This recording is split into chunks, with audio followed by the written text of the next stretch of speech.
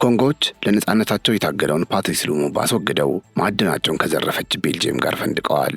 ቡርኪና ፋሶዎች ምርጡን መሪያቸውን ቶማስ ሳንካራን ገለው ከፈረንሳይ ጋር ውስኪ እየተራጩ ጨፍረዋል። ኢራቃውያን ነዳጃቸውን የግላቸው ያደረገውን ሳዳም ሁሴንን ከአሜሪካ ጋር ተጋግዘው ሰቅለው በአደባባይ ፈንጥዘዋል። ሊቢያውያን በረሃማዋን ምድር ወደ ገነት የቀየረውን መሐመድ ጋዳፊ ማርከው ጀግናቸው ላይ ተሳልቀዋል። ዛሬ ላይ የሀብታሟ ኮንጎ ማዕድን አምራችም ነጋዴም ደላላም የምዕራብ ካምፓኒዎች ናቸው። የሊቢያና ኢራቅ ነዳጅ ማንም እየቀዳ የሚሸጠው የመንገድ ኩሬ ሆኗል። እነዚህ አገራት ነጮቹ ሳይፈቅዱ የገዛ ሀብታቸውን መሸጥ አይደለም ዋጋ እንኳን መተመን የማይችሉ እጅግ ደካሞች ሆነዋል። አሁን ላይ ዜጎቻቸው የነጮቹን ፕሮፓጋንዳና ስብከት አምነው ያጠፏቸውን መሪዎች እየናፈቁ በትዝታና በትካዜ እየኖሩ ይገኛሉ። በፋርስ ምድር ግን ይህ አካሄድ ተቀባይነት አላገኘም። ኢራንን ዓለም የሚያውቃት በጥንታዊ ስልጣኔ መነሻነቷ፣ በሥነ ጽሑፏ፣ በባለቅኔዎቿ፣ በሃይማኖት መሪዎቿ፣ በፈላስፋዎቿ፣ በፊዚክስ ሊቆቿ፣ በፖለቲካና የጦር መሪዎቿ አማካኝነት ነው። ኢራናውያን በሀገራቸው አይደራደሩም። ይህንን አቋማቸውም አሁንም ዳግም ለዓለም ሕዝብ አሳይተዋል። በሰላም ይኖሩ የነበሩ ሕዝቦችን በነጻነት ስም ለማፈራረስ የመጣውን ለዘመኑ ልዕለ ኃያል ጉልበተኛ እጅ ባለመስጠት ታሪካቸውን ማስቀጠል ችለዋል። አሜሪካ ሳላማርጥ የኃይል ማመንጫ ተቋማትን፣ ድልድዮችንና ሌሎች የመሠረተ ልማት አውታሮችን አወድማለሁ ብላ ግልጽ የጦር ወንጀል ለመፈጸም ስትዝት ኢራናውያን በፍርሃት ሸሽተው በዋሻና በምሽግ ውስጥ አልተደበቁም። ይልቁንም ጠላት ሊመታቸው በዛተባቸው ድልድዮችና የኃይል ማመንጫዎች ዙሪያ በነፍስ ወከፍ ተሰብስበው የሰው ጋሻ በመሆንና ለሀገራቸው ያላቸውን ቁርጠኝነት በማሳየት መላውን ዓለም ጉድ አሰኝተዋል። ክቡራትና ክቡራን የገበያ ሚዲያ ቤተሰቦቻችን ኢራናውያን የአሜሪካ ዘመናዊ ጀቶች የእስራኤል ተምዘግዛጊ ሚሳኤሎች ሳይበግሯቸው 1 ወር ሙሉ ተዋግተው በመጨረሻም ድል አውጀዋል። ዓለምን በከፍተኛ ጭንቀት ውስጥ ጥሎ የነበረው የሌሊቱ የአሜሪካ ጥቃት ቀርቶ ምሽት ላይ ሁለቱ ሀገራት ለ2 ሳምንት የሚቆይ የተኩስ አቁም ስምምነት ማድረጋቸው ይታወቃል። ይህንኑ ስምምነት ተከትሎም ኢራን ታሪካዊ ድል አውጃለች። ለመሆኑ በምን መስፈርት ነው ኢራን አሸናፊ ልትሆን የቻለችው? አሜሪካ ተቀበለችው የተባሉት 10 የኢራን የድርድር ነጥቦችስ ምንድን ናቸው? እነዚህን ጥያቄዎች ጨምሮ ለዓለም አዲስ ታሪክ ጽፈዋል የተባሉትን የኢራናውያንን ጽናትና ጀግንነት በዝርዝር እናስደምጣቸዋለን። እርግጥ አሜሪካን ብትሆን ከዚህ ስምምነት በኋላ ድል አድርጌያለሁ ብላለች። አሜሪካ ድል ብላ ያወጀችው ደግሞ የሆርሙዝን የባህር ሰርጥ በማስከፈቷ ምክንያት ነው። ለመሆኑ ይህ አሜሪካ እንደ ድል የጠቀሰችው የሆርሙዝ ማስከፈት መሳካት የጦርነቱ አካል ነበር ወይ? ጦርነቱ ከመጀመሩ በፊትስ ሆርሙዝ ተዘግቶ ነበር ወይ? እያልን የሁለቱን ወገኖች የድል መስፈርቶች እያወዳደርን አብረናችሁ እንቆያለን። ምላሹን ግን ለእናንተ ለውድ አድማጮቻችን ተዋለን። መጨረሻ ላይ ሐሳባችሁን ታካፍሉን ዘንድ ጋብዘናል። ቻናላችንን ሰብስክራይብ፣ ይህን ቪዲዮ ላይክ እያደረጋችሁ አብራችሁን ቆዩ። ቴምር ሪል ስቴት እንኳን ለብርሃነ ትንሣኤው በሰላም አደረሳችሁ ሲል መልካም ምኞቱን ይገልጻል። ቴምር ሪል ስቴት የትንሣኤ በዓል ምክንያት በማድረግ ቀድሞ ለሚመጡ 10 ደንበኞች 20% የበዓል ቅናሽ ሲያደርግ ደስታ ይሰማዋል። በአጭር ጊዜ የሚረከቡት ግንባታው 90% የደረሰ በወለል 2 አባወራ ብቻ ባለ 3 መኝታ ቤቶችን አቅርበንልዎታል። በተጨማሪም በሳር ቤት፣ በአዋሬና በቡልጋሪያ እስከ 35% ታላቅ ቅናሽ በማድረግ ባለ 1 መኝታ በ5.4 ሚሊዮን ብር፣ ባለ 2 መኝታ በ6.5 ሚሊዮን ብር፣ ባለ 3 መኝታ ከ9.7 ሚሊዮን ብር ጀምሮ ውብና ማራኪ ቤቶችን በእጁ ያስገቡ እንላለን። ከዚህ ባሻገር ከ2.8 ሚሊዮን ብር ሙሉ ክፍያና ከ900 ሺህ ብር ቅድመ ክፍያ ጀምሮ ለንግድ ስራው የሚሆኑ ሱቆችን ይዘን ቀርበናል። ለበለጠ መረጃና ለሳይት ጉብኝት በ0908882208 ወይም በ0901 504245 ፈጥነው ይደውሉ። ቴምር ሪል ስቴት። በዚህ ጦርነት ኢራን ላይ ከኒውክሌር መሳሪያ ውጪ ያልተሞከረ የዘመናዊ የጦር መሳሪያ አይነት የለም ማለት ይቻላል። ከዓለማችን ቁንጮ F-35 ተዋጊ ጀት እስከ እስራኤል ዘመናዊ ሚሳኤሎች፣ ከአስፈሪው B2 ቦምብ ጣይ እስከ ግዙፉና ምሽግ ሰባሪው GBU-57 ቦምብ እንዲሁም እጅግ የተራቀቁ ድሮኖች ድረስ በአሜሪካና በእስራኤል ጥምረት በአረብ ሀገራት የአየር ክልል ትብብር ታጅበው ለ39 ቀናት ሙሉ በኢራን ላይ የእሳት ዝናብ ሲዘንብ ቆይቷል። ኢራን ግን በዚህ ሁሉ መዓት ውስጥ እያለችም ቢሆን ተደብድባ እየደበደበች፣ ቆስላ እያቆሰለች፣ ታላቁን መሪዋንና አንጋፋ ጀነራሎቿን በሞት እየገበረችም ቢሆን እጅ መስጠትን እንደ አማራጭ ሳታነሳ ወሩን ሙሉ በጽናት መዋጋት ችላለች። ይልቁንም የሚያስገርመው ትናንት በመንግስት ላይ ተቃውሞ ሲያሰማ የነበረው ህዝብ የአሜሪካንና የአጋሮቿን የጥፋት ግብ ቀድሞ የተረዳ ይመስል ዛሬ በአንድነት ከሀገሩ ጎን በመቆም ድልድያችንንና መሠረተ ልማታችንን አትነኩም፣ ከመሠረተ ልማቱ በፊት እኔን መምታት ትችላላችሁ በማለት በሰው ጋሻነት አደባባይ ወጥቶ ለሀገሩ የከፈለውን መስዋዕትነት በማሳየት መላውን ዓለም ጉድ አሰኝቷል። ይህ የኢራናውያን የጽናት ምስጢር ደግሞ መነሻው ከሺህ ዓመታት በላይ ስር ከሰደደው ከፋርስ የታሪክ ገጽና ለሀገር ክብር ከመሞት በላይ ምንም አይነት ታላቅ ሽልማት የለም ከሚለው የቆራጥነት መንፈስ የሚቀዳ ነው። ዓለምን ያስገርመውና አሜሪካን ግራ ያጋባው የኢራን ወታደራዊ አቅም ብቻ ሳይሆን በመከራው እሳት ውስጥ ይበልጥ እየተቀጠቀጠ የጠነከረውና በጠላት ፊት የማይበገር የሆነው የዜጎቿ አንድነት ነው። በእያንዳንዱ ኢራናዊ ልብ ውስጥ ሀገር ማለት ተራ መሬት ሳትሆን በጀግኖች ደም የተገነባች የክብር ማማ በመሆኗ እስራኤል በየቀኑ በምታወርደው የቦምብ ናዳና የትራምፕን የፕሮፓጋንዳ ማዕበል ሕዝቡን ከመሪው ዜጋውን ከሀገሩ ሊነጥሉ አልቻለም። ይልቁንም ያ በቦምብ ድምፅ ያልተሸበረው የኢራን ሕዝብ ለዘመናት በውርደት ከመኖር ይልቅ በነጻነት መውደቅን መርጦ አደባባይ መውጣቱ ዛሬ ለታየው ታሪካዊ የበላይነት ዋነኛው መሠረት ሆኗል። ታዲያ ከትናንትናው ምሽት ክስተትና ከተኩስ አቁሙ ስምምነት በኋላ ኢራን አሜሪካና እስራኤል የጀመሩት ጦርነት ላይ ታሪካዊና ፍጹም ድል መቀዳጀቷን በይፋ አውጃለች። የኢራን ከፍተኛ ብሔራዊ ደህንነት ምክር ቤት ባወጣው መግለጫ ዋሽንግተን የቀረበላትን ጥብቅ የሰላም ቅድመ ሁኔታ ለመቀበል መገደዷን ይፋ አድርጓል። ይህ ድል የታወጀው የካቲት 21 ቀን አያቶላ አሊ ሐሚኒና ከፍተኛ የጦር አዛዦች መገደላቸውን ተከትሎ ከተጀመረው ጦርነት በ40ኛው ቀን ላይ ነው። አሜሪካ በጦር ሜዳው በደረሰባት ከፍተኛ ምት ምክንያት የኢራንን ፍላጎት ከማሟላት ውጪ ሌላ አማራጭ እንዳልነበራት በመግለጫው ተመልክቷል። ይህ ድል የመጣው ዋሽንግተን ኢራን ያቀረበችውን ባለ 10 ነጥብ የውሳኔ ሐሳብ ሙሉ በሙሉ ለመቀበል በመስማማቷ ምክንያት ነው። በስምምነቱ መሠረት አሜሪካ በኢራን ላይ ዳግም ጥቃት ላለመፈጸም ቃል ከመግባቷን ባለፈ የሆርሙዝ የባህር ሰርጥ በኢራን ቁጥጥር ስር መቆየቱን ተቀብላለች ብሏል የኢራን የደህንነት ምክር ቤት መግለጫ።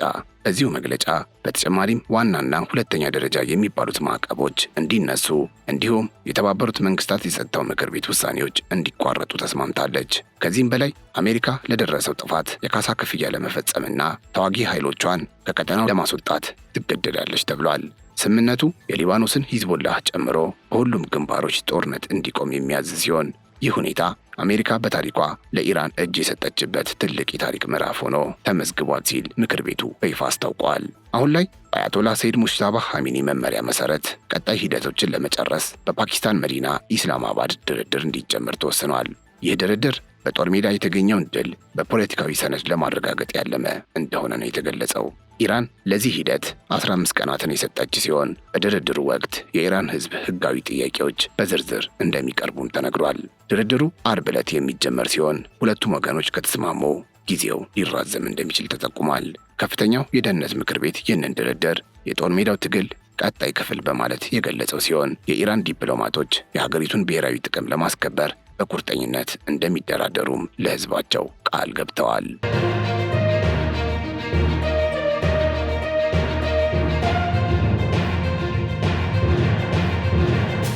በኢስላማባድ በሚደረገው ድርድር ወቅት መላው የኢራን ሕዝብና የፖለቲካ ቡድኖች አንድነታቸውን እንዲጠብቁም ጥሪ ቀርቧል። ይህ ብሔራዊ ድርድር በከፍተኛ መሪው አያቶላ ሙጅተባ ቁጥጥር ስር የሚከናወን በመሆኑ ሁሉም ዜጋ ሂደቱን ሊደግፍ እንደሚገባም ተገልጿል። የድል አከባበሩ በዚሁ መንፈስ ተጠናክሮ እንዲቀጥልና ጠላት በድርድር ወቅት ሊጠቀምባቸው የሚችላቸውን ተንኮሎች ነቅቶ መጠበቅ እንደሚያስፈልግም አሳስበዋል። የኢራን ባለስልጣናት እንደሚሉት በጦር ሜዳ የተገኘው የጠላት ሽንፈት በዲፕሎማሲው መድረክ ወደ ፖለቲካዊ ድል መቀየሩ አይቀርም። ይህ ካልሆነ ግን ድሉ ሙሉ ሊሆን እንደማይችል በመረዳት በመላው ሀገሪቱ የታወጀው የድል መንፈስ ከዲፕሎማሲያዊ ጥረቱ ጋር ተቀናጅቶ እንዲሄድ ከፍተኛ ዝግጅት መደረጉን መረጃ ያመለክታል። ኢራን ይህንን ድል ስታበሰር ያለፉትን 40 ቀናት በታሪክ ውስጥ እጅግ ከባድ ከሆኑ የተቀናጁ ውጊያዎች አንዱ ሲል ገልጾታል። መግለጫውም አክሎ በቀጠናው የነበረው የአሜሪካ ወታደራዊ ሰፈር ሙሉ በሙሉ በሚባል ደረጃ መውደሙንና ጠላት ለዓመታት የገነባቸው መሠረተ ልማቶች መፈራረሳቸውን ገልጿል። በተለይም በእስራኤል ውስጥ በሚገኙ ወታደራዊ ተቋማትና የጠላት ንብረቶች ላይ አውዳሚ ምቶች መድረሳቸውን ጠቁሟል። ይህ አይነቱ ወታደራዊ የበላይነት አሜሪካ ጦርነቱ በተጀመረ በ40ኛው ቀን ላይ ሽንፈቷን እንድትረዳ እንዳደረጋት ከፍተኛው የደህንነት ምክር ቤት በኩራት በመግለጫው አስታውቋል። አንድ የኢራን ከፍተኛ የደህንነት አባል እንዳለው ከሆነ መጀመሪያ ላይ ፈጣን ወታደራዊ ድል እንደሚቀዳጁ አስበው ነበር። የአሜሪካ አመራሮች የኢራን ሚሳኤልና ድሮን አቅም በአጭር ጊዜ ውስጥ እንደሚጠፋ የጠበቁ ቢሆንም ውጤቱ ግን ተቃራኒ ሆኗል ብሏል። ከዚህ በተጨማሪም ኔታንያሁ ለአሜሪካው ፕሬዝዳንት ዶናልድ ትራምፕ ጦርነቱ ኢራንን ያጠፋታል የሚል የተሳሳተ መረጃ ሰጥቶት እንደነበረ መግለጫው ያትታል። ሆኖም ግን የኢራን ጦርና ሕዝብ በጋራ በመቆም የጠላትን ግብ ማምከን ችለዋል ሲል ምክር ቤቱ ለዓለም በላከው መልእክት አስታውቋል። ነገር ግን አሁን ላይ ድል ቢታወጅም የኢራን ባለስልጣናት ሕዝቡና የመንግስት አካላት አሁንም ንቁ ሆነው እንዲጠብቁ አሳስበዋል። የስምምነቱ ዝርዝር ጉዳዮች ተጠናቀው ተግባራዊ እስኪሆኑ ድረስ የዜጎች አንድነትና ጽናት ለድሉ መረጋገጥ ወሳኝ መሆኑ በመግለጫው ላይ ተደጋግሞ ተገልጿል። ይህ የድል መግለጫ የወጣው ፕሬዚዳንት ዶናልድ ትራምፕ በኢራን ላይ የሚፈጸመውን ድብደባ ለ2 ሳምንታት ለማቆም መስማማታቸውን በገለጹ በጥቂት ሰዓታት ውስጥ ነው። ትራምፕ በትሩዝ ሶሻል ገጻቸው ላይ እንደገለጹት ይህ ባለ 2 ወገን የተኩስ አቁም ውሳኔ ነው። ሆኖም ይህ ውሳኔ በኢራን በኩል የሆርሙዝ የባህር ሰርጥ በአስቸኳይና በሰላማዊ ሁኔታ እንዲከፈት በሚል ጥብቅ ቅድመ ሁኔታ ላይ የተመሰረተ ነው። ትራምፕ ይህንን እርምጃ የወሰዱት ቀደም ብለው መላው ስልጣኔ ይጠፋል በማለት ካደረጉት አስፈሪ ማስፈራሪያ በኋላ መሆኑ ሁኔታውን አነጋጋሪ አድርጎታል።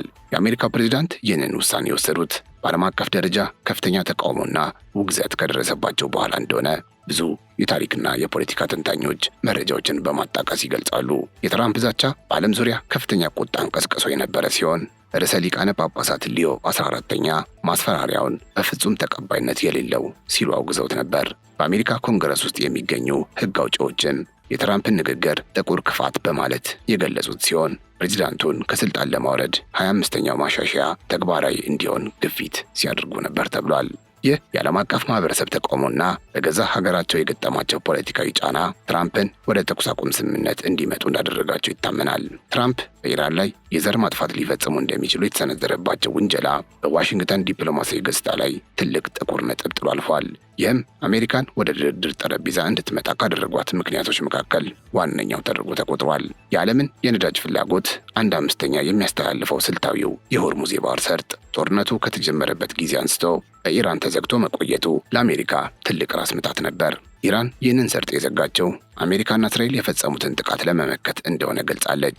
የኢራን ባለስልጣናት ጥቃቱ በቋሚነት ካልቆመና ጥያቄዎቻቸው ካልተመለሱ ሰርጡ እንደማይከፈት በቆራጥነት ማስታወቃቸው ይታወሳል። የነዳጅ ዋጋ በዓለም ገበያ ላይ መናሩና የምዕራባውያን ኢኮኖሚ መናጋት ዋሽንግተን የኢራንን ቅድመ ሁኔታ እንድትቀበል ካስገደዷት ወታደራዊ ስኬቶች ጎን ለጎን የተቀመጠ ትልቅ ዲፕሎማሲያዊ ድል ተደርጎ ተወስደዋል። በመሆኑም የሆርሙዝ ሰርጥ መዘጋት ለኢራን ድል እንደ ዋና መሳሪያ ሆኖ ማገልገሉን ብዙ ባለሙያዎች ይስማሙበታል።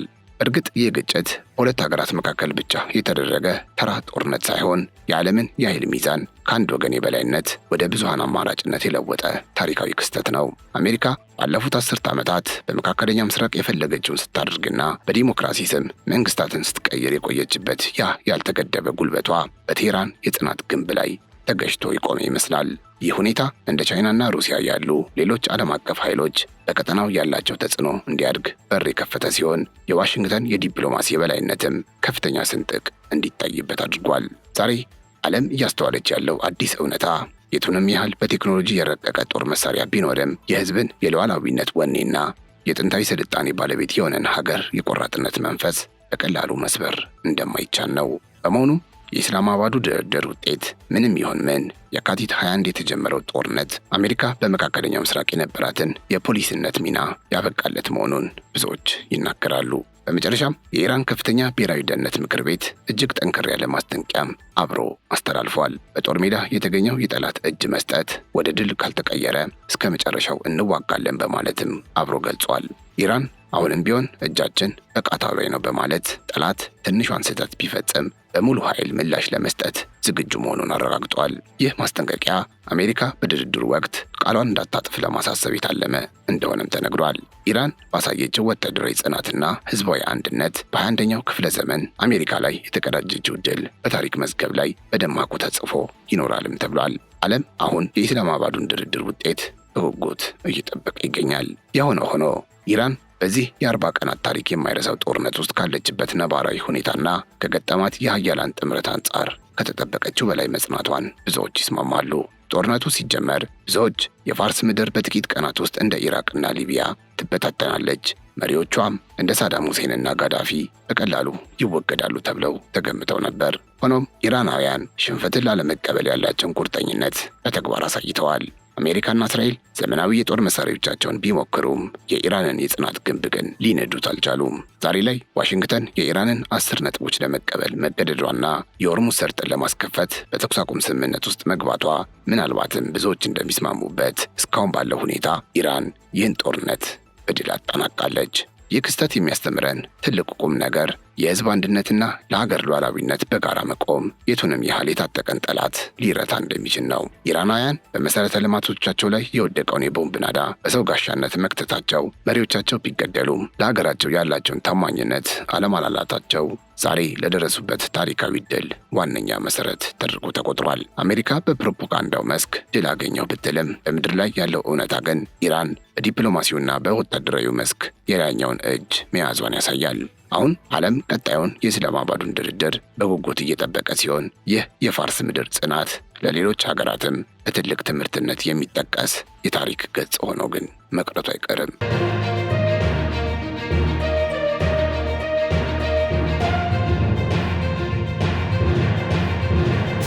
እርግጥ አሜሪካም የራሷን ድል አውጃለች። ፕሬዚዳንት ዶናልድ ትራምፕ ከኢራን ጋር የ2 ሳምንት የተኩስ አቁም ስምምነት መደረጉን ተከትሎ አሜሪካ 100% የተሟላና ፍጹም ድል መቀዳጀቷን ለኤኤፍፒ በሰጡት መግለጫ ተናግረዋል። ትራምፕ በስልክ ባደረጉት አጭር ቃለ ምልልስ ስምምነቱ ያለምንም ጥያቄ የአሜሪካ የበላይነት የታየበት መሆኑን የገለጹ ቢሆንም ድርድሩ ቢፈርስ ግን ቀደም ሲል የኢራንን የሲቪል የኃይል ማመንጫዎችና ድልድዮችን ለማውደም ዝተውበት ወደ ነበረው ወታደራዊ እርምጃ ይመለሱ እንደሆነ ለቀረበላቸው ጥያቄ ወደፊት የምታዩት ይሆናል የሚል ጥንቃቄ የተሞላበት ምላሽ ሰጠዋል። አክለውም የኢራን የነጠረ ዩራኒየም ዕጣ ፈንታ በስምምነቱ ውስጥ በትክክል ምላሽ ማግኘቱንና ይህም አሜሪካ ወደ ተኩስ አቁሙ እንድትመጣ ካደረጓት ዋና ዋና ምክንያቶች አንዱ መሆኑን የገለጹ ሲሆን ቤጂንግ ይህንን ስምምነት ለማሳለጥና ቴህራን ወደ ድርድር ጠረጴዛ እንድትመጣ በማድረግ ረገድ ቁልፍ ሚና መጫወቷንም ጠቁመዋል። ታዲያ አሜሪካ አንዱና ዋነኛው ድል አድርጋ ያቀረበችው የሆርሙዝ የባህር ሰርጥን ማስከፈቷን ነው። ነገር ግን ይህ ጉዳይ በብዙዎች ዘንድ ጥርጣሬና ጥያቄን እያስነሳ ይገኛል። ብዙ ተንታኞች እንደሚሉት ለመሆኑ የሆርሙዝ ሰርጥ መጀመሪያስ ተዘግቶ ነበር ወይ የሚለውን መሰረታዊ ጥያቄ እያነሱ ሲሆን ሰርጡ የተዘጋው አሜሪካ ራሷ በጀመረችው ጦርነት ምክንያት እንደሆነና አሁን ማስከፈቷ የጠፋን ዕቃ እንደማግኘት እንጂ እንደ አዲስ ድል ሊቆጠር አይገባውም ይላሉ።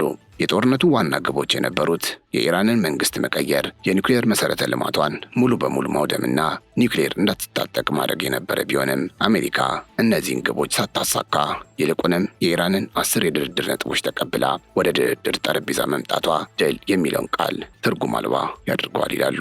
ቴህራን ያቀረበቻቸው እንደ ማዕቀብ መነሳት፣ የካሳ ክፍያና የአሜሪካ ወታደሮች ቀጠናውን ለቀው መውጣት ያሉ ነጥቦች ዋሽንግተን እጇን እንድትሰጥ የሚያስገድዱ ሆነው ሳለ ትራምፕ በምን መስፈርት ነው ድል አወጅን የሚለው ጥያቄ በአሜሪካ የፖለቲካ ሊቃን ዘንድ ጭምር ትልቅ መነጋገሪያ ሆኗል።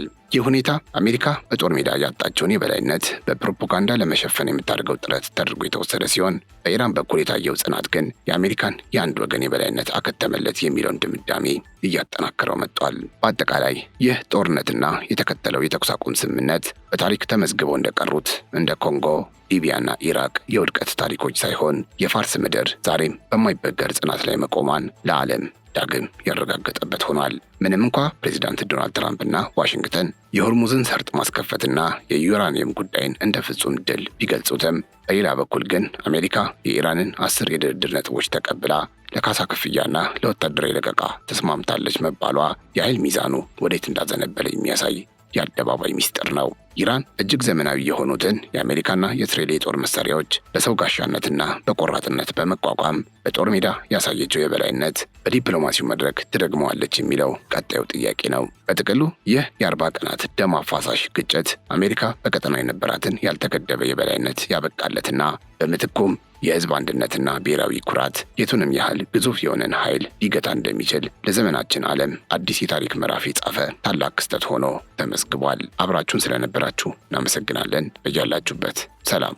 ቴምር ሪል ስቴት እንኳን ለብርሃነ ትንሣኤው በሰላም አደረሳችሁ ሲል መልካም ምኞቱን ይገልጻል። ቴምር ሪል ስቴት የትንሣኤ በዓል ምክንያት በማድረግ ቀድሞ ለሚመጡ 10 ደንበኞች 20% የበዓል ቅናሽ ሲያደርግ ደስታ ይሰማዋል። በአጭር ጊዜ የሚረከቡት ግንባታው 90% የደረሰ በወለል 2 አባወራ ብቻ ባለ 3 መኝታ ቤቶችን አቅርበንልዎታል። በተጨማሪም በሳር ቤት በአቧሬና በቡልጋሪያ እስከ 35% ታላቅ ቅናሽ በማድረግ ባለ 1 መኝታ በ5.4 ሚሊዮን ብር፣ ባለ 2 መኝታ በ6.5 ሚሊዮን ብር፣ ባለ 3 መኝታ ከ9.7 ሚሊዮን ብር ጀምሮ ውብና ማራኪ ቤቶችን በእጁ ያስገቡ እንላለን። ከዚህ ባሻገር ከ2.8 ሚሊዮን ብር ሙሉ ክፍያና ከ900 ሺህ ብር ቅድመ ክፍያ ጀምሮ ለንግድ ስራው የሚሆኑ ሱቆችን ይዘን ቀርበናል። ለበለጠ መረጃና ለሳይት ጉብኝት በ0908 882208 ወይም በ0901 504245 ፈጥነው ይደውሉ።